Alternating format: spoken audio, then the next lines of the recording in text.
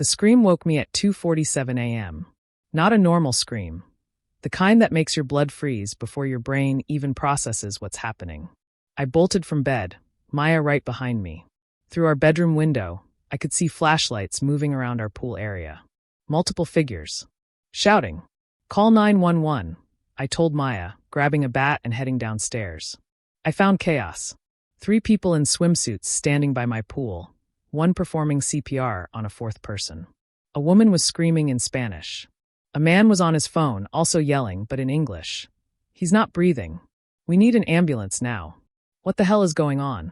I demanded. The man doing CPR didn't stop. He went under. Just a few drinks, said he'd swim to sober up. Then he didn't come back up. "Who are you people? This is private property." The screaming woman turned on me. "You. This is your fault. No lights. No safety equipment. We're suing. Lady, you're trespassing." The sirens arrived before I could process what was happening. Paramedics took over CPR. Police secured the scene. More chaos, more shouting, more confusion. Then one officer asked the question that changed everything. "Sir, can you explain why these people claim they rented access to your pool?" "They didn't. I don't rent my pool. I don't even know these people. We paid." The woman, still wet, mascara running, shoved a phone in the officer's face. "Look, Airbnb. Luxury property with private pool access. $500 a night." I looked at the listing. My stomach dropped. Those were photos of my pool. My backyard. My outdoor kitchen. But the listing wasn't mine. The host was Cheryl Morrison, my next-door neighbor. "Officer," I said slowly, "I think my neighbor has been renting out my pool without my knowledge." The next hours blurred together. The man, Roberto Vasquez, 34, from Los Angeles, was pronounced dead at the hospital. Alcohol and an unknown medical condition had combined fatally. The investigation began immediately. Detective Sarah Kim took point. "Mr. Hayes, how long have you lived here?" 12 years. Built the pool 8 years ago." "And your neighbor, Cheryl Morrison?" "She moved in 3 years ago. Divorced, needed a fresh start. Seemed nice enough." "Has she ever asked to use your pool?" "Once. For her nephew's birthday." I said no, liability issues. She seemed to understand. Detective Kim pulled up the Airbnb listing on her tablet. "This has been active for 6 months. 43 bookings. All advertising pool access. 6 months. While I traveled for work, while Maya and I slept, while we lived our lives, strangers had been using our pool. Our sanctuary. Our investment. There's more," the detective continued. "The listing promises 24/7 pool access through a private entrance. Any idea what that means?" I knew immediately. The loose board in the fence I'd been meaning to fix. The one between our properties that had warped last winter. We walked outside with flashlights. Sure enough, the board had been completely removed, replaced with a hinged section. A hidden door. On Cheryl's side, a small pathway led directly from her patio to the opening. "She built a secret entrance to my pool," I said, stunned. "Appears so. We'll need to document this extensively. This is criminal trespassing, fraud, and now, well, someone died. This is serious."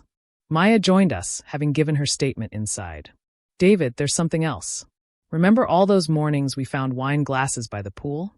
Towels? We thought teenagers were jumping the fence. It was Airbnb guests, using our pool while we slept." The sun was rising when Cheryl finally came outside. She'd been watching from her windows, probably hoping we'd all go away. Detective Kim approached her. "Ms. Morrison, we need to talk." "I don't know anything about any of this," Cheryl said immediately. Too quickly. "Ma'am, your Airbnb listing specifically advertises pool access. The deceased's booking confirmation has your name on it."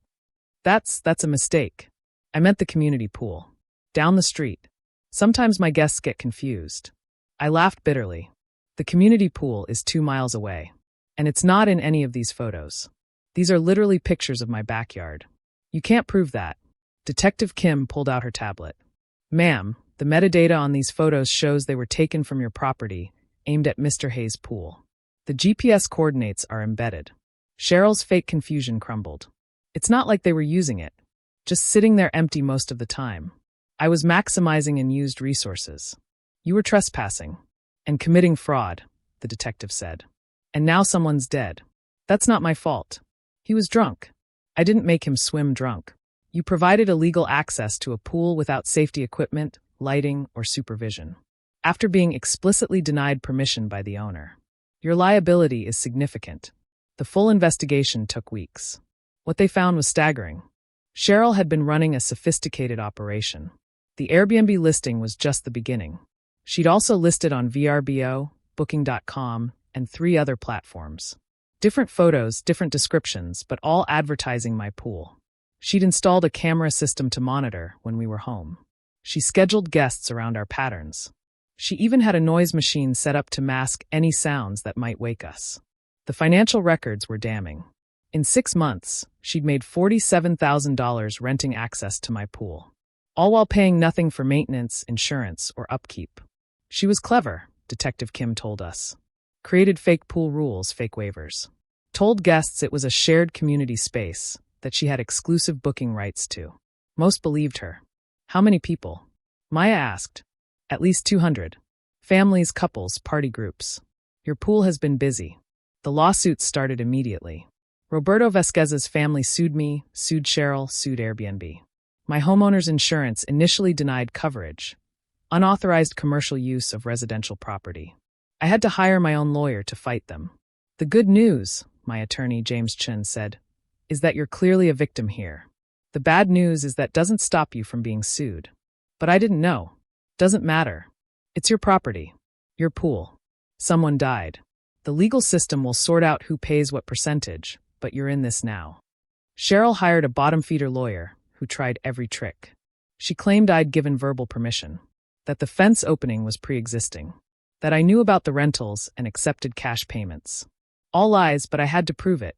The breakthrough came from an unexpected source. Marcus, a guest from 3 months earlier, reached out after seeing news coverage.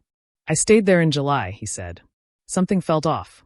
The host was super specific about entering through the fence, staying quiet, not talking to neighbors. I actually wondered if it was legit. Did you see us? I asked. Once. You were grilling on your patio. The host freaked out, made us go inside for 2 hours. Said you were difficult neighbors who harassed guests. She said what? Marcus had screenshots. Cheryl's messages to guests painted us as problematic neighbors who would ruin their vacation if we knew they were there. She'd created an entire mythology around why they had to sneak around. More guests came forward, each with stories of weird rules, strange restrictions, being hustled away when we appeared.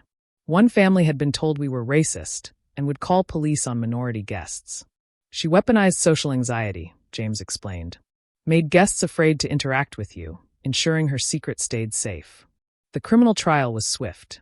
Cheryl pled guilty to fraud and criminal trespassing to avoid manslaughter charges related to the drowning. 2 years in prison, 5 years probation. But the civil cases dragged on. The Vasquez family wanted $3 million. My insurance company wanted to pay nothing. Cheryl's insurance discovered the fraud and dropped her completely. She has no assets, James warned. That house is mortgaged to the hilt. No savings. The Airbnb money went to debts and lifestyle. You can't get blood from a stone. So I'm screwed? Someone dies in my pool because of her crime, and I pay. We're negotiating. The fact that you were victimized helps. But yes, you'll likely pay something. The settlement took 18 months. Insurance finally covered most of it. $1.2 million to the Vasquez family. I paid a $100,000 deductible. Cheryl was ordered to pay me restitution of $500,000, which I'll never see. But the worst part wasn't the money. It was the violation. We drained the pool. Couldn't look at it without thinking about Roberto Vasquez floating face down while his friends screamed. Couldn't swim without wondering who else had been there, what else had happened while we slept. The security system we installed revealed more horrors. Reviewing old footage from before Cheryl's arrest, we saw the truth. Parties. Skinny dippers. A couple having sex in our hot tub. Kids doing cannonballs at 3 a.m. Our sanctuary had been turned into a commercial water park. Our private retreat into a crime scene. We could fill it in, Maya suggested one evening. Make it a garden. Maybe. Or we move. Let her chase us from our home? It doesn't feel like home anymore. Cheryl wrote from prison once. Not an apology, an explanation. You had this beautiful pool you barely used. I had bills. It seemed harmless. Just maximizing resources. I never meant for anyone to get hurt.